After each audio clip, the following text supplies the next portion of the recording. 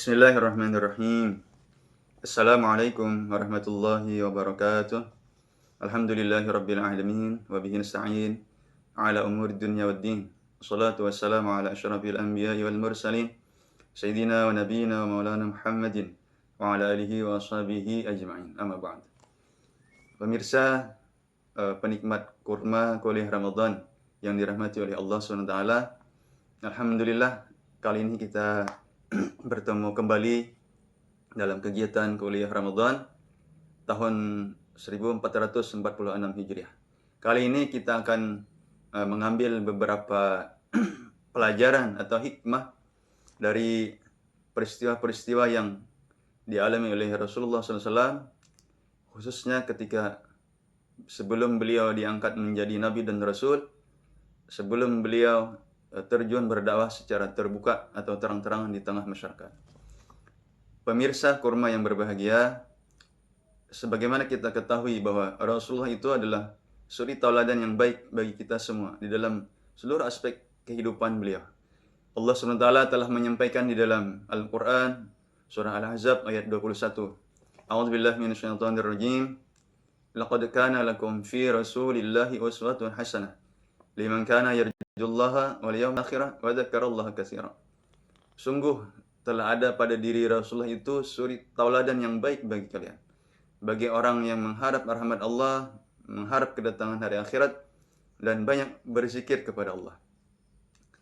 Pemirsa yang berbahagia, kalau kita mencermati dengan seksama fase-fase kehidupan Rasulullah SAW sebelum beliau diangkat menjadi Nabi dan Rasul, dan Rasul diperintahkan berdakwah secara terbuka di tengah masyarakat, maka ada beberapa pelajaran yang bisa kita ambil.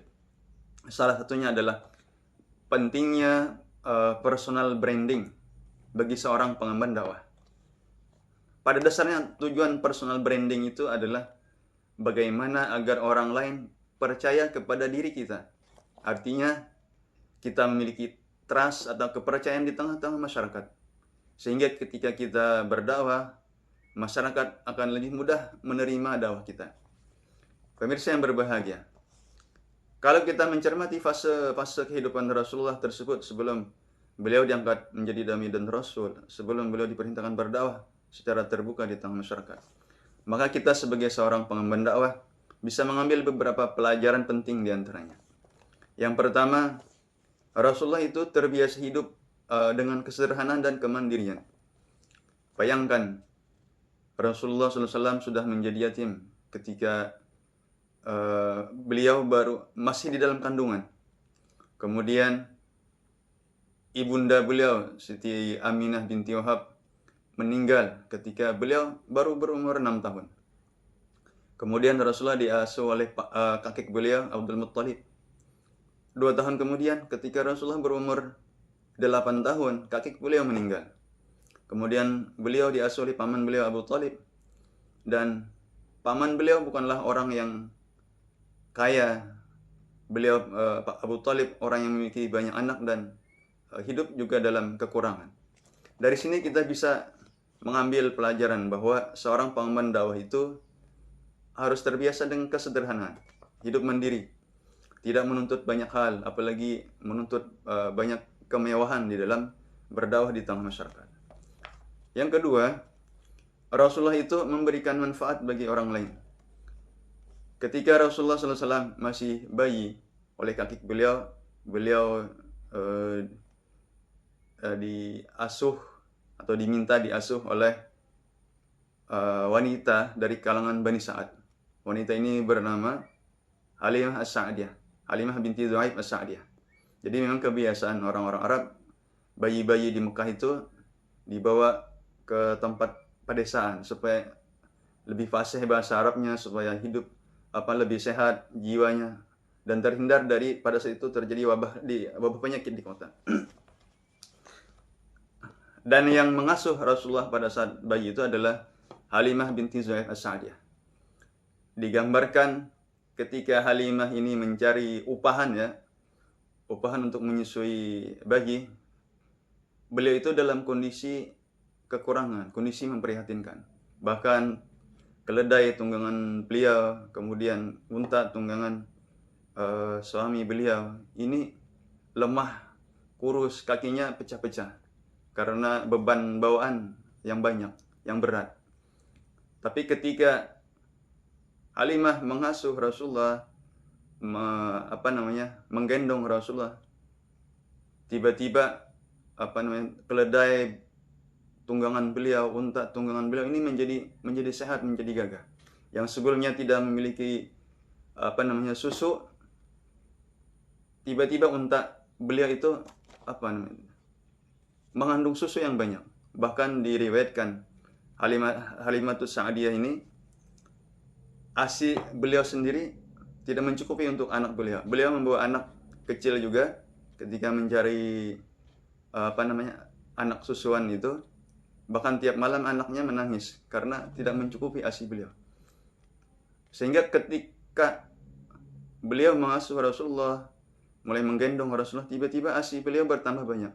Sampai-sampai anak beliau yang sebelumnya kelaparan menjadi kenyang dan bisa tidur dengan nyenyak. Kata beliau, malam ini adalah malam anak saya bisa tidur nyenyak. Sebelumnya tidak bisa, menangis terus. Inilah salah satu keberkatan dari diri Rasulullah SAW. Di kampung beliau terjadi kekeringan, padang rumput kering. Ternak-ternak beliau, kambing, domba, unta beliau ini kekurangan bahan makanan, sehingga ternak beliau ini lemah dan kurus. Namun ketika mengasuh Rasulullah, tiba-tiba terjadi keajaiban yang berbeda dengan masyarakat di sekitar tempat tinggal Halimah Sa'diyah. Tempat yang sama tapi kondisinya berbeda. Ternak-ternak beliau menjadi gemuk dan sehat. Air susunya banyak. Sehingga ini menjadi keberkahan, tambahan kesejahteraan bagi keluarga Halimah Sa'diyah. Dan ini juga menjadi asupan nutrisi yang baik, bergizi bagi Rasulullah SAW. Beliau bisa minum susu dan menjadi anak-anak yang tumbuh dengan kuat dan sehat di tempat Halimah Sa'diyah. Dari sini kita bisa mengambil pelajaran bahwa sebagai seorang pengemban dakwah, seharusnya kita bisa memberikan manfaat bagi masyarakat di sekitar kita. Jangan menjadi orang yang individualis, tidak peduli dengan masalah yang terjadi di sekitar tempat tinggal kita. Hal ini juga tentu senantiasa dengan apa yang disampaikan oleh Rasulullah SAW, khairun nas anfa'uhum linnas. Sebaik-baik manusia adalah yang paling bermanfaat bagi orang lain. Yang ketiga, yang bisa kita ambil pelajaran adalah Rasulullah itu memiliki kecerdasan dan kebijaksanaan. Pada saat beliau berumur 35 tahun, itu terjadi banjir besar di kota Mekah yang menyebabkan Ka'bah itu rusak. Dan Ka'bah ini adalah bangunan yang dibangun oleh Nabi Ibrahim dan Nabi Ismail. Dia adalah bangunan yang sangat disucikan dan dihormati oleh seluruh suku yang ada di Jazirah Arab. Jadi ketika proses rekonstruksi dan renovasi Ka'bah itu, ini sampai terjadi perselisihan, bahkan potensi terjadinya pertumpahan darah.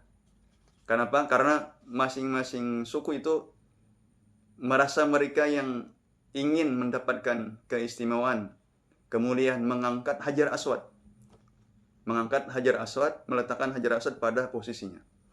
Dan ini berlangsung sampai diriwayatkan 5 malam perselisihan itu. Bahkan kabilah-kabilah suku-suku itu membentuk aliansi-aliansi supaya menjadi lebih kuat, sehingga bisa mereka lah yang mampu nanti meletakkan Hajar Aswad pada posisinya. Atas saran dari salah seorang pembesar suku Quraisy yang bernama Abu Umayyah bin Al-Mughirah, dia memberi saran, siapa yang pertama kali memasuki Baitullah pada malam ini, dini hari, maka dialah yang akan kita jadikan hakim pada permasalahan yang kita perselisihkan saat ini. Dan mereka setuju semua.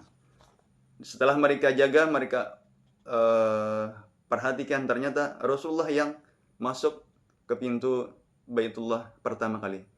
Oleh karena itu, ketika mereka melihat yang masuk ini adalah Rasulullah, mereka teriak, ini adalah Al-Amin. Dan mereka setuju, ridha atas beliau, kalau beliau yang dijadikan hakim pada pada perselisihan yang terjadi pada diri mereka. Akhirnya apa yang dilakukan oleh Rasulullah? Rasulullah meletakkan kain selendang di tanah, kemudian beliau mengangkat Hajar Aswad ke dalam selendang itu. Kemudian beliau menyuruh masing-masing perwakilan kepala suku itu untuk mengangkat sisi-sisinya, mendekatkan kepada posisi Hajar Aswad. Setelah dekat, kemudian Rasulullah yang mengangkat Hajar Aswad itu dan meletakkan pada posisinya seperti sekarang ini. Atas kebijakan itu, semua pemuka suku-suku itu merasa adil atas keputusan beliau, karena tidak ada yang merasa dilebihkan di antara satu sama lainnya. Dari sini kita bisa mengambil pelajaran bahwa seorang pengemban dakwah itu harus memiliki kecerdasan, kebijaksanaan dalam menghadapi berbagai masalah di sekitar kehidupan kita. Jadi pengemban dakwah juga harus menjadi orang yang terdepan di dalam amal, dalam ibadah. Di samping itu juga harus hidup bergaul, membaur di tengah-tengah masyarakat, ikut bergotong royong di tengah-tengah masyarakat. Tentu dalam kegiatan-kegiatan yang positif. Jangan jadi orang yang eksklusif, hidup menyendiri, terpisah dari masyarakat sekitar. Yang keempat, Rasulullah dikenal sebagai orang yang memiliki sifat amanah dan kejujurannya.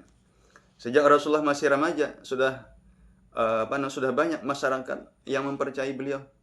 Bahkan ketika beliau menjadi pedagang, banyak pedagang Arab yang menitipkan dagangannya kepada beliau saat ingin bepergian. Sehingga gelar Al-Amin itu diberikan oleh masyarakat jauh sebelum beliau diangkat menjadi Nabi dan Rasul. Nah, pelajaran yang bisa kita ambil adalah seorang pengemban dakwah selayaknya memiliki sifat amanah, sifat jujur. Sehingga dengan ini masyarakat akan mudah mempercayai dan mengikuti apa yang kita sampaikan kepada mereka. Rasulullah diangkat menjadi Nabi dan Rasul pada usia 40 tahun. Kemudian beliau memulai dakwahnya dari kalangan keluarga terdekat, istri beliau Siti Khadijah, maula beliau Zaid bin Harisah, sepupu beliau Sayyidina Ali bin Abi Thalib, kemudian sahabat terdekat beliau Sayyidina Abu Bakar. Dan selama kurang lebih 3 tahun beliau dakwah secara sembunyi-sembunyi. Kemudian turunlah ayat Al-Quran, Fasda' bima tu'maru wa'arid 'anil musyrikin. Ini surah Al-Hijr ayat 94. Kata Allah SWT, sampaikanlah olehmu wahai Muhammad secara terang-terangan segala apa yang diperintahkan kepadamu dan berpalinglah dari orang-orang musyrik. Nah, dengan turunnya ayat ini maka dimulailah fase baru dalam dakwah Nabi, yaitu beliau berdakwah secara terbuka di tengah masyarakat, tidak hanya dari kalangan keluarga, tetapi juga masyarakat yang lebih luas. Tidak hanya untuk kalangan bangsa Arab, tapi untuk seluruh umat manusia. Kesimpulannya adalah bahwa kita sebagai seorang pengemban dakwah, selain memerlukan ilmu dan thaqafah yang memadai untuk berdakwah, diperlukan juga memiliki kepercayaan di tengah masyarakat sebagai seorang pengemban dakwah. Kepercayaan itu muncul karena masyarakat melihat pribadi kita sebagai individu. Oleh karena itu beberapa sifat seperti jujur, amanah, bijaksana, bermanfaat bagi masyarakat dan lain-lain, ini mutlak diperlukan bagi seorang pengemban dakwah.